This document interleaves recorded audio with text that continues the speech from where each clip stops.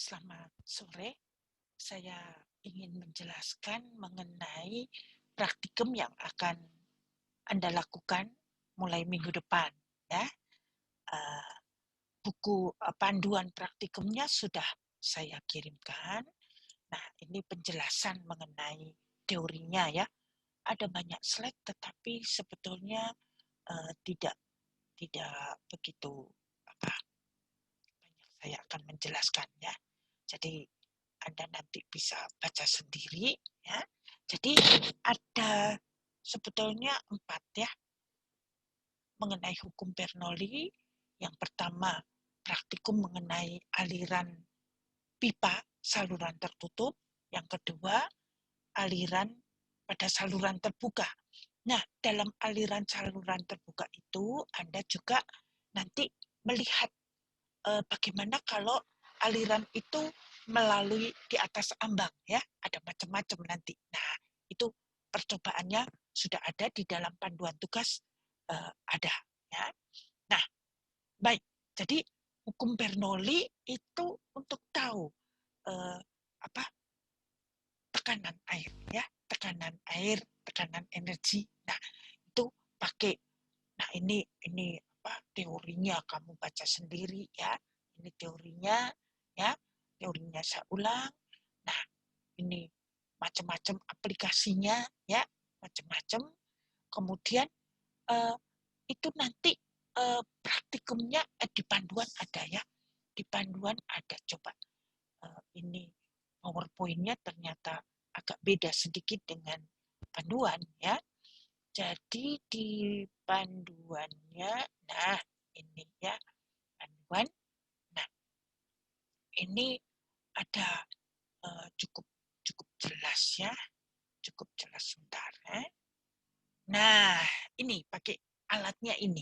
Kalau kamu ketemu di laboratorium, alatnya ini. Dan nanti kamu ukur itu tekanannya berapa. Nah di situ ini prinsipnya pakai prinsip hukum Bernoulli ya.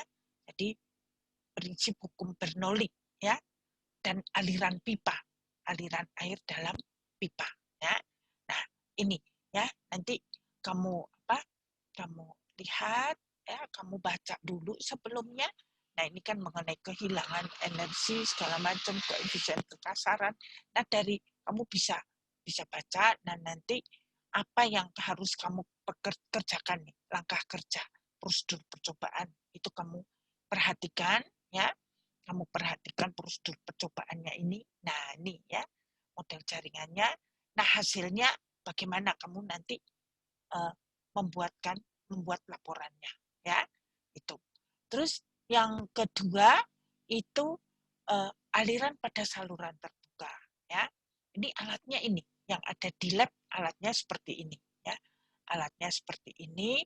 Nah, kemudian alat penunjangnya, nah ini yang tadi aliran di atas ambang. Jadi ada segitiga, ada trapesium, ada 4 persegi panjang, terus ada yang seperti ini memodelkan bendung ya.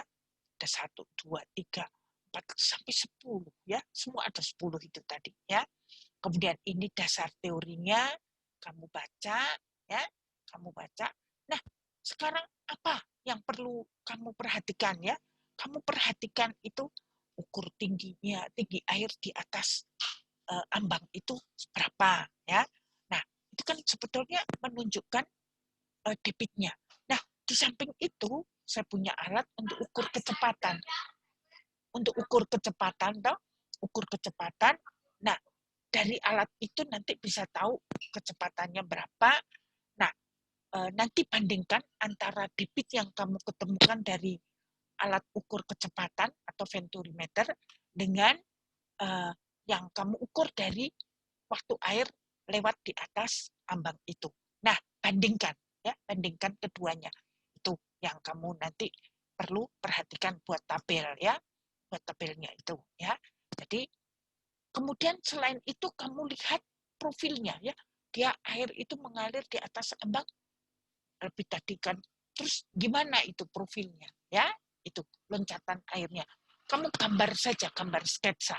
Jadi tidak saya suruh detail-detail atau bagaimana, kamu gambar sketsanya saja, ya. Jadi itu nanti kamu didampingi oleh asisten untuk kelas A dan kelas A itu Pak Budiono, kelas D itu Pak Niko, ya. Jadi sampai ketemu, jadi daftar kelompok yang praktikum tanggal berapa sudah saya berikan, ya. Begitu penjelasannya, ya, tidak perlu banyak, kamu coba, ya. Saya akan hadir nanti, ada kesulitan pasti saya akan menjelaskan lebih lanjut, ya. Sampai ketemu, kita ketemu di kampus, ya. Saya kangen Anda, kita bisa ketemu untuk praktikum, tapi dalam kelompok kecil, tidak banyak, ya. Oke, sampai jumpa.